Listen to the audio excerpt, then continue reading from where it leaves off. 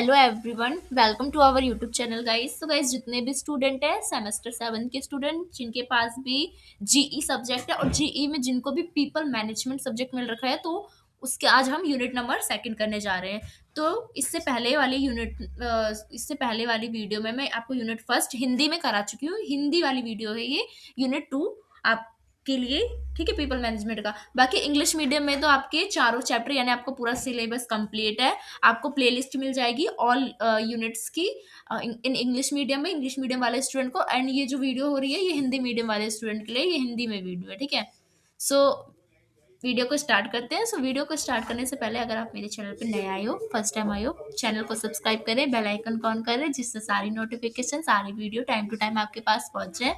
Description में आपको मेरे टेलीग्राम का लिंक मिलेगा, वहाँ पे आप ज्वाइन हो सकते हो और ओनली 50 रुपीज़ में आप क्या कर सकते हो, ये video Hindi medium and English medium both medium में ले सकते हो। ठीक है, तो चलिए हम वीडियो को स्टार्ट करते हैं। तो आज हम करने जा रहे हैं यूनिट नंबर सेकंड। हमारे यूनिट नंबर सेकंड का नाम है दूसरों का प्रबंधन और प्रेरित करना। हमने यूनिट नंबर फर्स्ट में अपने पढ़ा था स्वयं का प्रबंधन, यानी पहले अपने आप को हमने मैनेज करना सीखा। ठीक है, पर्सनल मैनेजमेंट। देन हम आप सीख रहे हैं कि किसी और का मैनेज करना, किसी और को, दूसरों को मैनेज करना, यानी पीपल को मैनेज करना, और कैसे उनको हम मोटिवेट करते हैं, प्रेरित करते हैं। ठीक है, तो इंट्रोडक्शन से स्टार्ट करते हैं।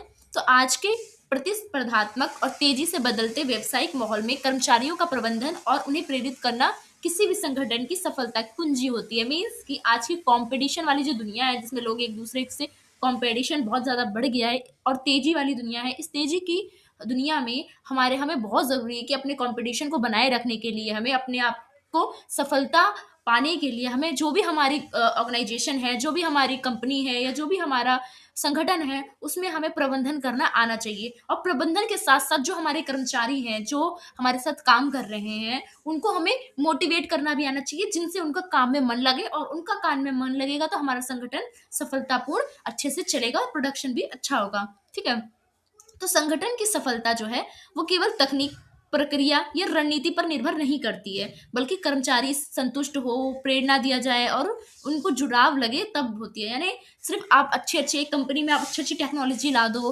अच्छी अच्छी प्रक्रियाएं उसमें अपना लो और रणनीति भी अपना लो, तो आप सोचोगे कि आपका अच्छा रिलेशन बन जाएगा, आप बहुत अच्छे से मैनेज कर लोगे, प्रबंध कर लोगे अपनी ऑर्गेनाइजेशन या कंपनी को। तो ये गलत बात है। आप तब अच्छा प्रबंधन माना जाता है जब आपका काम करने वाला जो व्यक्ति आपकी कंपनी में या आपका ऑर्गेनाइजेशन में, वो अगर संतुष्ट है और प्रेरणा, उसको मोटिवेट मिल रहा है खुद से या बाहर से, दो तरह के मोटिवेट है, तो मतलब जिससे उसको काम करने में मन लग रहा हो, तब कहेंगे कि हम आपका प्रबंधन अच्छा है। तो कर्मचारी अब केवल कार्यकर्ता नहीं होता, बल्कि संगठन के महत्वपूर्ण हिस्सा भी होता है, जिसकी खुशी और प्रदर्शन सीधे संगठन को प्रभावित करती है। तो कर्मचारी को सिर्फ काम करने वाले के नजरिए से नहीं देखते, बल्कि हम क्या देखते हैं कि हमारा एक परिवार, हमारा एक सदस्य है। क्योंकि अगर काम करने वाला व्यक्ति हमारे संगठन में एक भी निराश होगा या वो खुश होगा, तो उसका सीधा इम्पैक्ट हमारे काम पे, हमारे संगठन पे पड़ेगा। अगर खुश होगा तो अच्छा प्रोडक्शन होगा, हमारा संगठन अच्छे से चलेगा। दुखी होगा, मोटिवेट नहीं होगा, तो हमारा वही खराब पड़ेगा हमारे संगठन पे प्रभाव। तो उसको खुश रखना, उसको मोटिवेट करना, उसको प्रेरणा करना हमारे संगठन के लिए बहुत जरूरी हो जाएगा। तो पीटर डकर जो है वो कहते हैं कि कर्मचारी का प्रबंधन उनकी क्षमताओं, उनकी रचनात्मकता और उनकी प्रेरणा को बढ़ावा देने के लिए किया जाना चाहिए। मतलब कि कर्मचारी जो है, जो हमारे ऑर्गेनाइजेशन संगठन में काम करते हैं, उनका प्रबंधन हमें कैसे करना चाहिए, उनकी क्षमता के अनुसार करना चाहिए। ऐसा नहीं अपनी वाली जिम्मेदारी थोप दो, जो वो कर सके वो वाला काम उनको दो। रचनात्मक लाओ, यानी क्रिएटिविटी को, कुछ क्रिएटिविटी वगैरह करते रहो, फंक्शन करो कभी, जैसे होते हैं ना अलग अलग चीजें जो उनको मोटिवेट करे, उनको खुश रखे और प्रेरणा दे, यानी उनको मोटिवेट करे कि हाँ, हमें इस कंपनी में अच्छा लग रहा है काम करने में। तो ये पीटर डकर कहते हैं। वहीं डगलस जो है वो कहते हैं, डगलस और फेडरिक हजरबर्ग और अब्राहम मास्लो, तो ये सारे विद्वान हैं जिन्होंने प्रबंधन के ऊपर अपने विचार धरे हैं। तो मानव व्यवहार को समझना, यानी जो हमारे कर्मचारी हैं, उनके मानव व्यवहार, वो क्या सोचते हैं, उनको समझना, कर्मचारियों को प्रेरित करना, यानी उनको टाइम टू टाइम मोटिवेट करना, सैलरी देके, प्रमोशन देके, कोई फंक्शन करा के, कोई एक्टिविटी करा के, और आंतरिक जुड़ाव उनके बढ़ाना, यानी खुद से वो क्या करे, अपने संगठन से जुड़ सके मोटिवेट होके, जिससे आपकी सफलता के लिए ये महत्वपूर्ण कार्य होता है। ठीक है, तो आपने इंट्रोडक्शन समझा कि क्या होता है, दूसरों का मैनेजमेंट कैसे करा जाता है। अब हम जानते हैं कि पीपल मैनेजमेंट के मूल मूल विचार कौन से होते हैं। सबसे पहले हम परिभाषा जानते हैं पीपल मैनेजमेंट की। तो पीपल मैनेजमेंट का मतलब होता है कि कर्मचारी का ऐसा प्रबंधन करना जिसमें उसकी क्षमता उसका कौशल, उसकी प्रेरणा, उसका योगदान का पूरा लाभ उठाया जा सके। मतलब कि पीपल मैनेज ऐसे करो, ऐसा प्रबंधन करो कि उसकी क्षमता के अनुसार वो वो कौन-कौन से कार्य कर सकता है, उसमें कौन-से कौशल है, कौन-सी स्किल्स है, उसी के अनुसार और प्रेरणा देके, कोई सैलरी देके, प्रमोशन देके उसकी जो काम है, उसका जो योगदान है, उसका लाभ उठाओ। यानी वो भी खुश रहे और आपको भी लाभ पहुँचे, ऐसा प्रबंधन करो। इसमें कर्मचारियों की ज़रूरतों को हमें समझना होता है कि वो चाहते क्या हैं। उन और ये भी समझना होता है कि उनके कौशल को विकसित करना। अगर उनमें कोई कौशल है, ठीक है? कोई ऐसी स्किल्स है, तो उसको इम्प्रूव कैसे किया जाए, वो कंपनी की ज़िम्मेदारी है। जो अगर उसकी स्किल्स और इम्प्रूव हो जाएगी, तो वो आपको ही फ़ायदा देगी। तो सकारात्मक कार्य माहौल बनाना, एक पॉजिटिव एनवायरनमेंट बनाना, ताकि व्यक्ति जो है ना, वो अच्छे से काम कर पाए, उसका मन लगे, उसका ध्यान लगे और व्यक्तिगत लक्ष्य जो है वो प्राप्त कर सके, यानी अचीव कर सके। तो पीपल मैनेजमेंट के कुछ मुख्य घटक होते हैं, उसको हम जान लेते हैं। तो पहला होता है कि कर्मचारियों को हमें समझना होता है। यानी जब भी हम पीपल को मैनेज करते हैं, हमें ये समझना होता है कि हम जिनको मैनेज कर रहे हैं वगैरह कर रहे हैं, तो उनके वो कर्मचारी क्या सोच रहे हैं, तो उनको समझना है, ठीक है? जैसे कि उनकी क्षमता क्या है, हमें ये एनालाइज़ करना है। मान लो मेरी एक टीम है, मान लो अभी तो वैसे मेरी कोई यूट्यूब की टीम नहीं है, मैं अकेले ही पढ़ाती हूँ, सब चीज़ अकेले करती हूँ नोट्स। मान लो कि मेरी यूट्यूब की टीम होती है, ठीक है? तो मैं क्या सबसे पहले करती, कर्मचारियों को समझती जो मेरे यूट्यूब में काम कर रहे हैं मेरे साथ। तो मैं क्या करती, उनकी क्षमता को देखती, यानी देखती कि कौन-सा व्यक्ति वीडियो बना सकता है, कौन-सा व्यक्ति नोट्स बना सकता है, कौन-सा व्यक्ति टेलीग्राम पे आपसे बात कर सकता है, तो कौन-सा व्यक्ति मेरे हैंडल को देख सकता है। तो मैं ऐसे-ऐसे मैं बाँटती, ठीक है? क्षमता के अनुसार।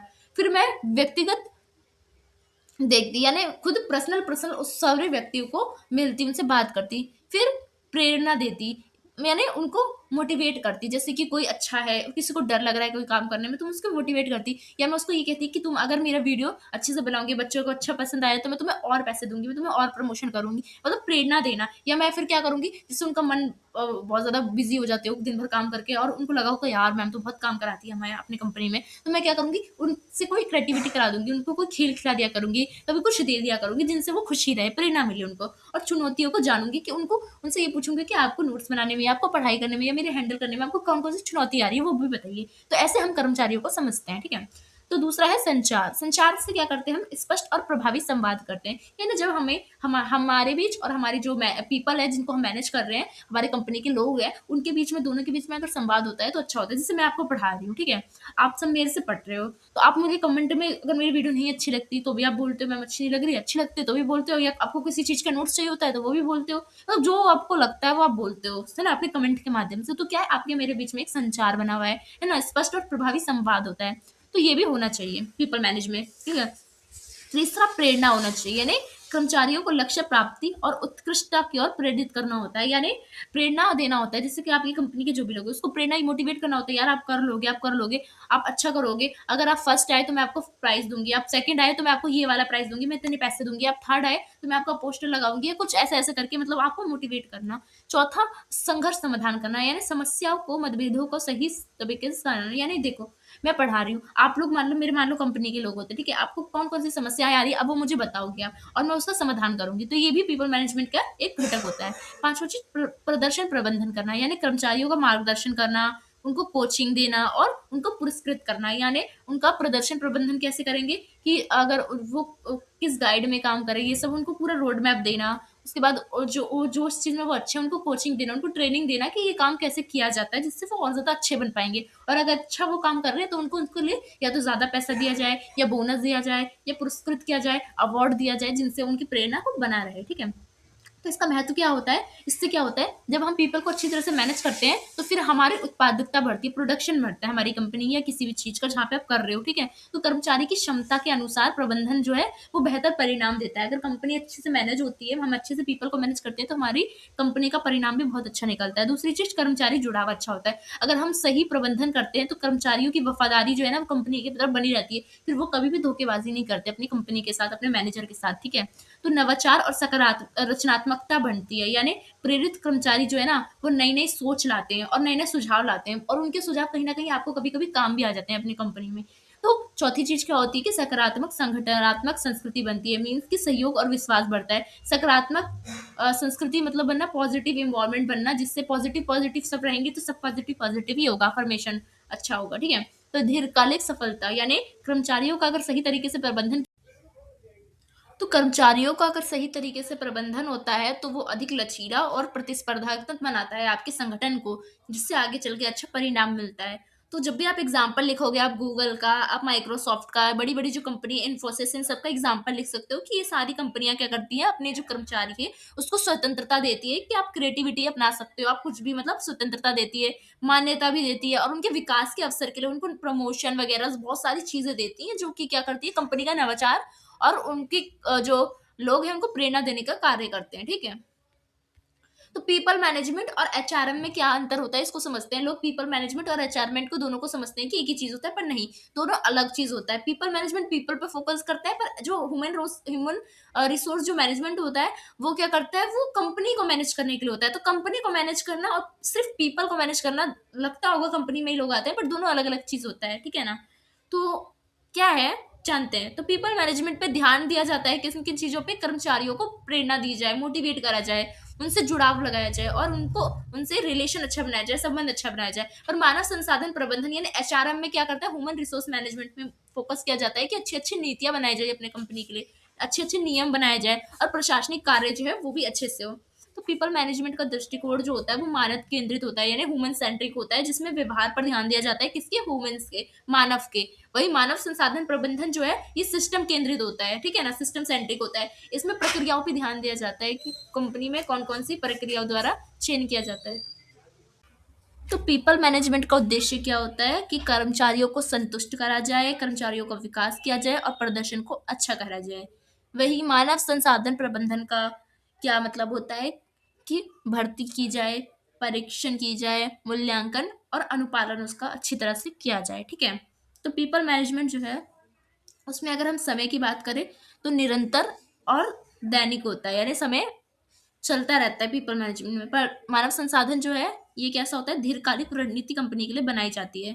पीपल मैनेजमेंट का उदाहरण दूं तो टीम का मार्गदर्शन और प्रेरणा देना होता है व्यक्ति को। पर मानव संसाधन का उदाहरण दूं तो वेतन के लिए मूल्यांकन, जो नीति वगैरह बनाई जाती है कंपनियों की, इन सबको ह्यूमन रिसोर्स में रखते हैं। तो सरल शब्दों में एचआरएम यानी ह्यूमन रिसोर्स मैनेजमेंट जो है और जो नीतियां हैं उसकी रूपरेखा तय करता है ये।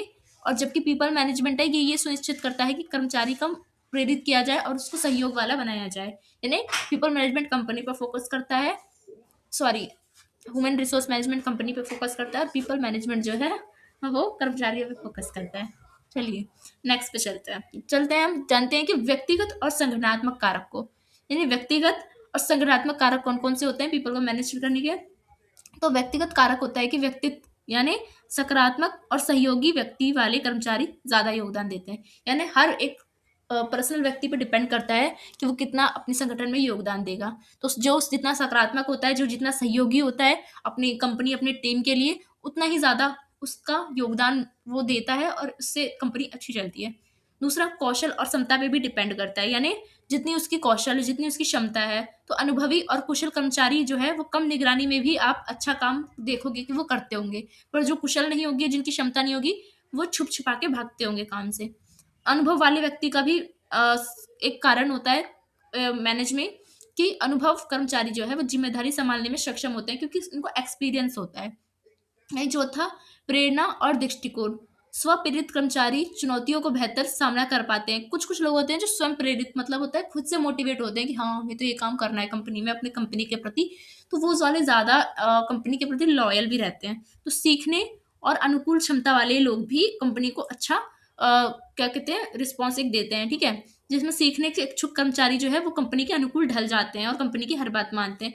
उदाहरण के तौर पे बोलूँ तो एक अनुभवी डेवलपर जो होता है, जो एक्सपीरियंस वाला है, उसको अगर स्वतंत्रता दे दी जाए तो वो बेहतर तरीके से और रचनात्मक तरीके से आपको परिणाम निकाल के देगा आपकी कंपनी, आपके संगठन के लिए। ठीक है। पर्सनल व्यक्ति की छूट पे हो गई बात। अब संगठनात्मक की बात करते हैं, एक संगठन ऑर्गेनाइजेशन की। तो संगठनात्मक की भी संस्कृति डिपेंड करती है मैनेज पे, कि अगर संगठनात्मक संस्कृति में जैसे विश्वास हो, सहयोग हो, यानी सभी कंपनी के लोग एक दूसरे पे विश्वास करते हो, सहयोगी हो, एक दूसरे को समझते हो, तो क्या होगा, कंपनी का जो प्रबंधन है वो बहुत अच्छा चलेगा। दूसरा, लीडरशिप शैली, यानी सहभागिता और समर्थन देने वाला अगर नेतृत्व प्रेरित करता रहता है हमेशा, यानी वो उसका जो कंपनी का लीडर है वो अच्छा होगा, तो भी हम कहेंगे कि प्रबंधन अच्छा होगा। नीतियां और सिस्टम, यानी स्पष्ट और न्यायपूर्ण जो कर्मचारियों के लिए नीति बनाई जाएगी जिससे कर्मचारियां भी संतुष्ट होंगे, तो हम कहेंगे कि प्रबंधन अच्छा हो रहा है। वहीं संसाधन और इंफ्रास्ट्रक्चर की बात करें तो पर्याप्त उपकरण और प्रशिक्षण द्वारा भी हम क्या कर सकते हैं, सुधार कर सकते हैं। ठीक है, तो दृष्टि और मिशन द्वारा बताऊं तो संगठन के उद्देश्य को समझकर कर्मचारी अपने कार्यों को क्या करते हैं, महत्व देते हैं। उदाहरण के तौर पे जेपॉस का कर्मचारी जो है वो कर्मचारी केंद्रित वातावरण प्रदान करता है जो ग्राहक सेवा और कम टर्नओवर सुनिश्चित करने पे फोकस करता है। अब जानते हैं हम कि दूसरों को प्रेरित कैसे किया जाता है, इसकी क्या क्या सिद्धांत है और क्या क्या रणनीति है। तो एम्प्लॉय फर्स्ट स्ट्रेटेजी को अपनाया जाता है। क्या होता है एम्प्लॉय फर्स्ट स्ट्रेटेजी? आपको नाम से समझ रहा होगा, एम्प्लॉय को फर्स्ट रखते हैं इसमें। ठीक है, यानी इस रणनीति में कर्मचारियों को सबसे ज्यादा महत्व दिया जाता है, यानी कंपनी से भी ज्यादा महत्व किसको दिया जाता है, कर्मचारियों को।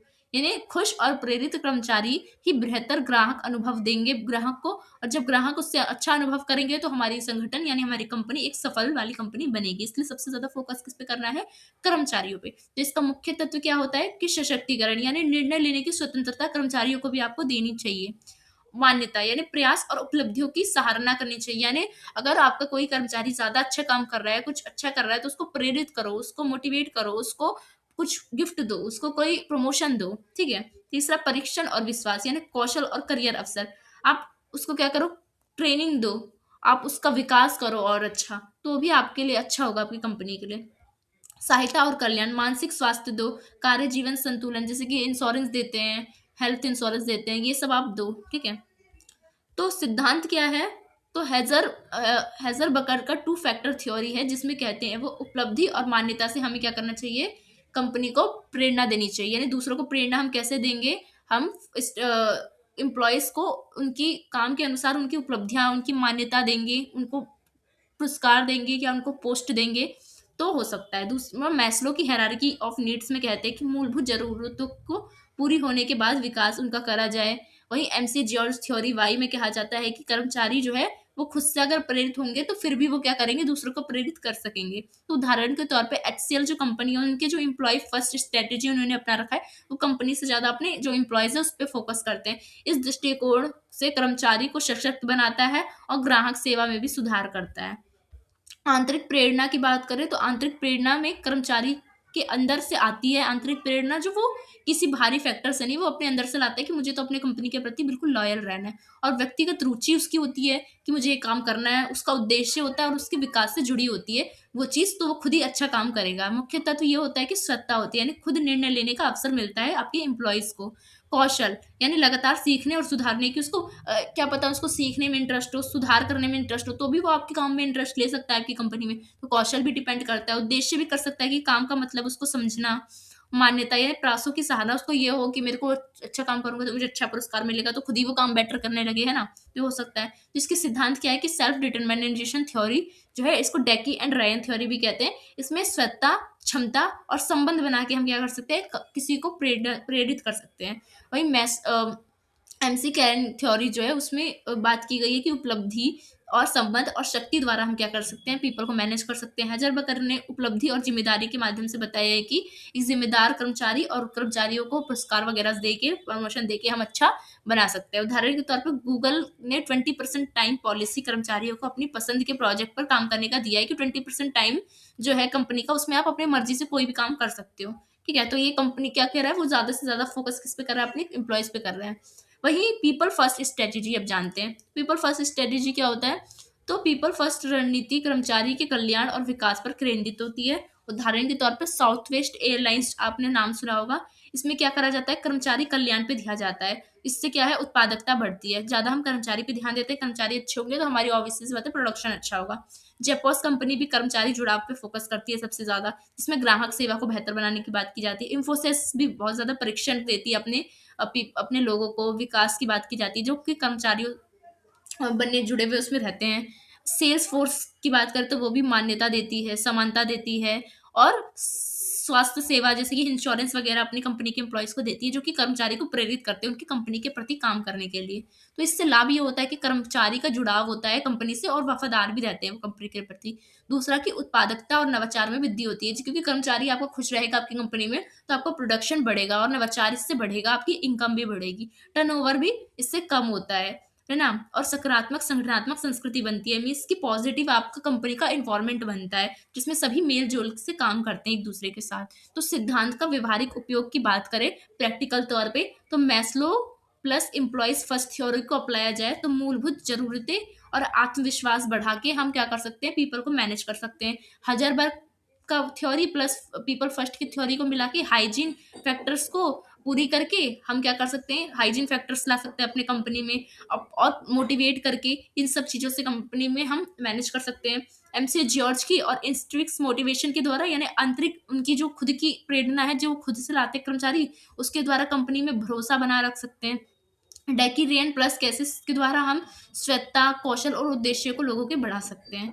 ठीक है? तो व्यवहारिक कदम इसके लिए क्या-क्या होता है कि नियमित फीडबैक और वार्ता हमें करनी होती है अपने कर्मचारियों से, कौशल विकास उनका करना होता है, और स्वच्छता के अवसर उनको खुद के स्वतंत्र निर्णय लेने के लिए भी कंपनी में उनको हक देना होता है। सार्थक मान्यता और पुरस्कार देना होता है कि अगर वो अच्छा काम कर रहे हैं, उनको प्रमोशन या ज़्यादा सैलरी उनकी बढ़ाई जाए। सहायक और विश्वासपूर्ण संगठनात्मक वातावरण बनाया जाए, यानी पॉजिटिव एक एनवायरनमेंट बनाया जाए, जिसमें कंपनी के सभी लोग एक-दूसरे से अच्छी तरह से बातचीत करते हो, समझते हो एक-दूसरे को। प्रदर्शन और प्रतिक्रिया के आधार पर ही रणनीति का अपडेट किया जाता हो, यानी उस कंपनी में जो कोई भी नया कानून बन रहा है, तो उनके कर्मचारियों के सुझाव पे ही बन रहा हो, है ना? तो चुनौती और समाधान भी होता है इसमें, कि विविधता से कभी-कभी चुनौती आ जाती है, मीन्स कर्मचारियों की अलग-अलग ज़रूरतें मान लो, तो उनके बीच में वो एक अच्छा वातावरण नहीं बन पाएगा, तो ये रुकावट आ सकती है।